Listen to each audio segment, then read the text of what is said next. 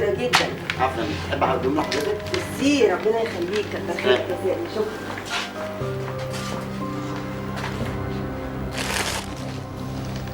قميص سمي بياقة بأكمام طويلة وست زراير وست زراير، متشرب بالدماء،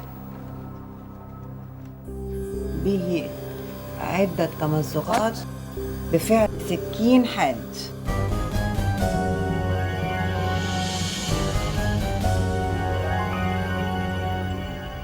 سكين حاد، المقبض به 3 مسامير، النصل ستانلس ستيل ميد ان تشاينا RM، ملطخ بالدماء. سيتم الكشف عليه في المعمل الطبي للتأكد من أن هذه الدماء مطابقة لدماء المجني عليه محمود عبد التواب. بسم الله ما شاء الله عليك.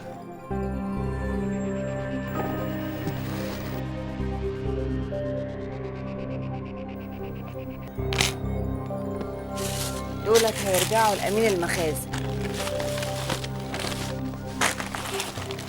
ودولت تسلمهم لأمين المعامل يسلمهم للمعمل الطبي.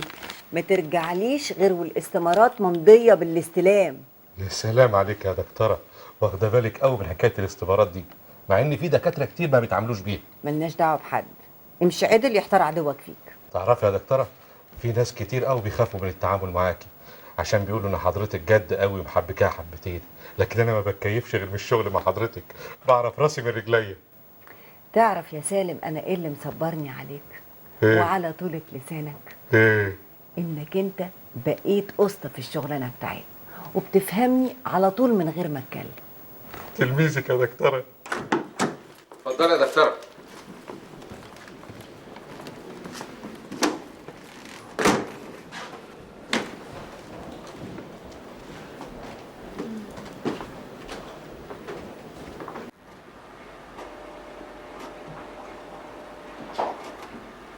والدكتور حسن ما جاش النهارده؟ يا دكتوره لا ما جاش النهارده.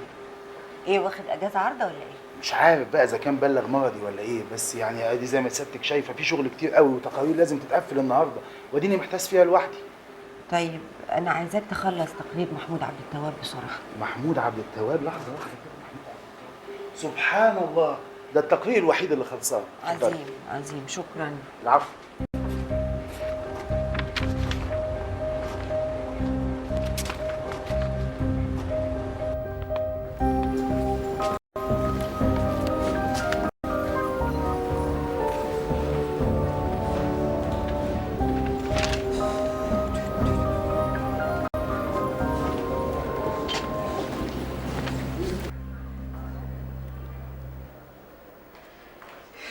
برضه ما بيردش. المعمل الكيميائي لو سمحت. من فضلك اكلم الدكتور حسن؟ لا يا فندم، دكتور حسن ما جاش النهارده والله. لحد دلوقتي؟ طب ما اتصلش بيكوا؟ انا ندى بنته. ندى، ازيك يا ندى، عامله ايه؟ ايه اخبار الكليه؟ تمام الحمد لله. لا ما جاش النهارده، وفي شغل كتير قوي وتقارير لازم تتقفل، وانا مش عارف اعمل ايه. طيب مع السلامه. ايه الحكايه بالظبط؟ هيكون راح فين يعني؟ وما بيردش عليا ليه؟ يمكن نزل من بدري عنده مأمورية ولا حاجة ودلوقتي بس مش عارف يرد. ما انت سألتي عنه في الشغل وقالوا لك ما شافوهوش وما يعرفوش عنه حاجة. أكيد جرى له حاجة. لا أنا هروح أدور عليه. يا ماما استني بس. أستنى إيه؟ أسأل عنه في المستشفيات. مستشفيات إيه بس يا ماما؟ مفيش داعي نستعجل، أنا متأكدة إنه هيكلمنا بعد شوية. الحمد لله، أكيد هو. ياه، السلطة دي تقيلة موت، ده أنا ظهري اتقطع منها. ده أنا كمان جعانة قوي. إيه مالكم؟ في إيه؟ مفيش حاجة يا حبيبتي، روحي غيري هدومك بس خليك الدرب.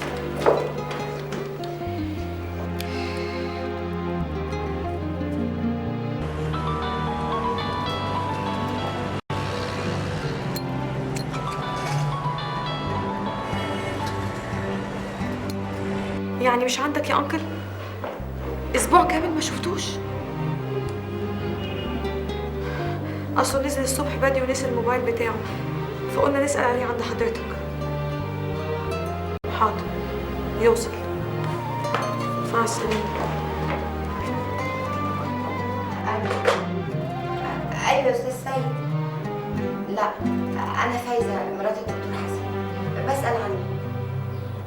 اه طيب مع السلامه.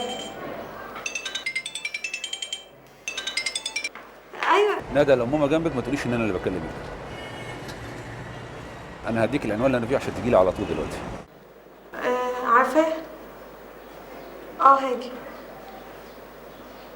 طيب اوكي ماشي، باي. هتيجي فين؟ بتكلمي مين؟ دي واحدة صاحبتي كنت ناسية ميعاد محاضرات ولازم انزل دلوقتي. ده كلام برضو. معلش يا ماما مش هتأخر، هرجع قبل ما سمر تصحى. ولا حد حاسس بحاجة. يا عم احنا لازم نذاكر لنا كلمتين على بعض النهارده قبل ميعاد الشغل ده، احنا كده هنتنفخ. ليه هو اول معاك شغل امتى؟ الساعة 10 بالليل في مستشفى في مصر الجديدة. طب بقول لك ايه؟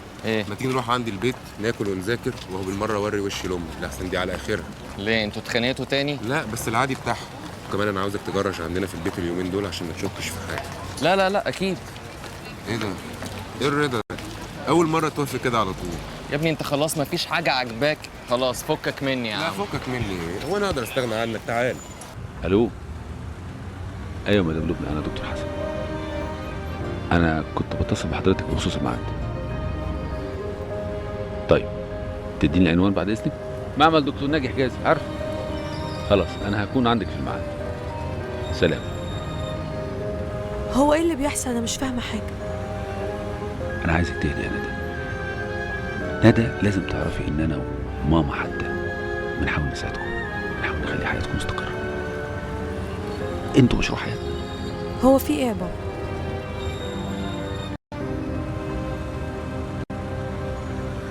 انا طلقت ماما. ايه؟ ليه؟ انا عارف الحكايه دي هتبقى صعبه عليكي، لكن لازم تعرفي ان انا عملت الحكايه دي عشانكم وعشان حتى ماما. بقى تطلق ماما وتقول عشاننا؟ ندى، عمري انا وماما كنا سعداء مع بعض. احنا كنا بنمثل السعاده دي عشانكم وعشان حياتكم تبقى مستقره وتكونوا انتوا كمان سعداء، لكن خلاص التمثيليه انتهت وخلافاتنا زادت وانا عجز ده عليكم، عشان كده كنت لازم اخد القرار. لو كان على الخناقات اللي بينكم فماما بتحبك قوي، ولو بس تقولها ايه اللي بيضايقك اكيد هتغير من نفسها. انت مش عارف هي بتعمل ايه كل يوم عشان تخلص شغل البيت قبل ما ترجع عشان تلاقي كل حاجه متوضبه وجاهزه. بابا دي ما عندهاش حاجه في الدنيا غيرنا. ارجوك، انا ما اقدرش اعيش يوم في البيت وانت مش فيه. ندى، سنين كنت بحاول افكر في الكلام اللي بتقوليه ده، لكن سنين كنت بحاول اخد القرار بس الموضوع انتهى خلاص. يعني خلاص مفيش امل؟ طب هنقول لهم ازاي وهنقول لسمر ايه؟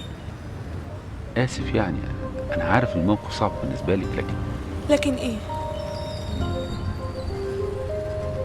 انت اللي هتقولي لماما ان انا طلقتها.